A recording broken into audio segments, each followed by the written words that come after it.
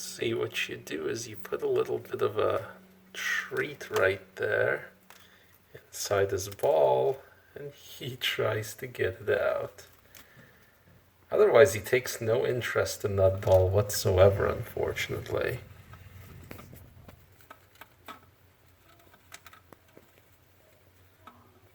Look at him go. What you doing, Ray? He's very energetically trying to go after the treats that are in there. Very fun toy for your hamster, but most hamsters seem to need a little bit of bait to really get into it.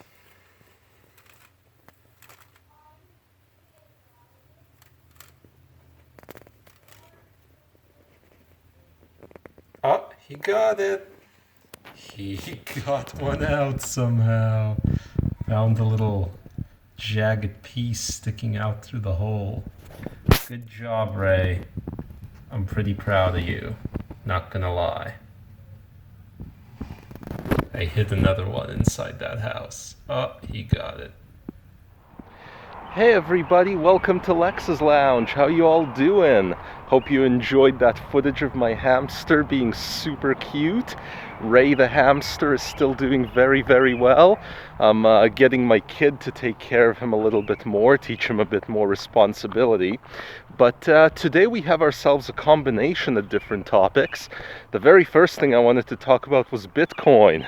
If you were paying attention to my video in mid-May about Bitcoin hitting a bull market again, you're probably pretty pleased with yourself right now because it's risen another like 40% since then. But in that video I predicted that any minute now people were going to recognize that it was back in a bull market, but that did not materialize at all. In fact, even now with Bitcoin crossing $10,000 US really easily, it's still not very much news. Last time Bitcoin was at over $10,000, it was huge news everywhere. And right now you barely see it kind of mentioned in small font on CNN. So we're not seeing mania yet, that's for sure, so keep an eye on Bitcoin. I'm definitely looking for it to hit its old highs because it doesn't look like we're going to develop any kind of bubble or mania or anything like that until it at least does that much. As for non-Bitcoin trades, I did want to recommend one thing to you guys. If you're wondering what's a good trade over the next 3 months that I'm kind of looking at, I'm looking at gold. Gold had a major breakout in June after a really, really, really long time of kind of being stuck in a price zone. And now it's suddenly way up there. And a lot of people are looking at gold positively over the next several months. Especially as the bond yields are just collapsing. We're at about 2% right now on the 10-year. So gold stocks would definitely be a really good trade over the short term. Maybe get them now, check on them in 3 months. You should have made some money and then just kind of cut them loose. Beyond that, I really don't know about gold, but it's definitely a good short-term trade for a little while. Otherwise, what else? I know that you guys were probably wondering why did I shave my head in the last video. I guess I never exactly got into the reason of why. What it came down to was basically is that my hair is kind of thinning at the front, and I think I look all right, you know, with this shaved head look going on. So I think I'm gonna stick to that from now on because the old mop was getting kind of ridiculous. It was just slowly thinning and it just didn't look good anymore in my opinion. So there you go, now I'm shaved head Lex. And other than that, it's been a whole lot of drama this week with YouTube putting me on a sort of probation on the main channel. So I stopped releasing main channel footage on YouTube. It's only been on my alternate platforms, which I will link to down in the video description, by the way, on 2 of those platforms. Vimeo and the WeedTube. I also release episodes of this channel, my off topic, and I always do that right at the same time that I release the YouTube, so you do not have to watch me on YouTube to catch the footage from this channel.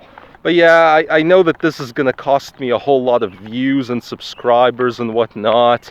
Nothing you can do about that, but YouTube needs to be punished.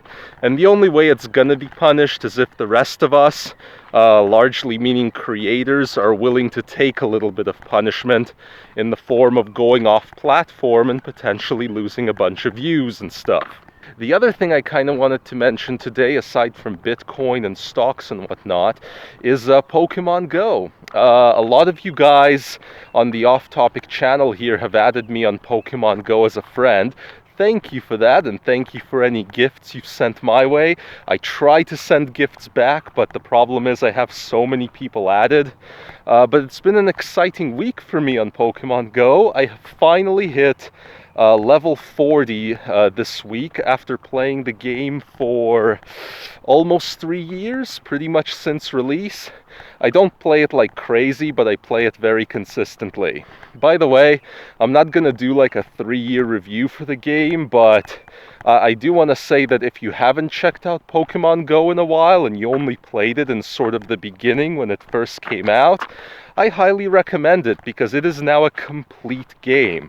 You have PvP, you have raiding, you have trading, you have shinies. It's a lot like the 90s card game now, which is kind of what I wanted it to be all along, so it's a whole lot of fun.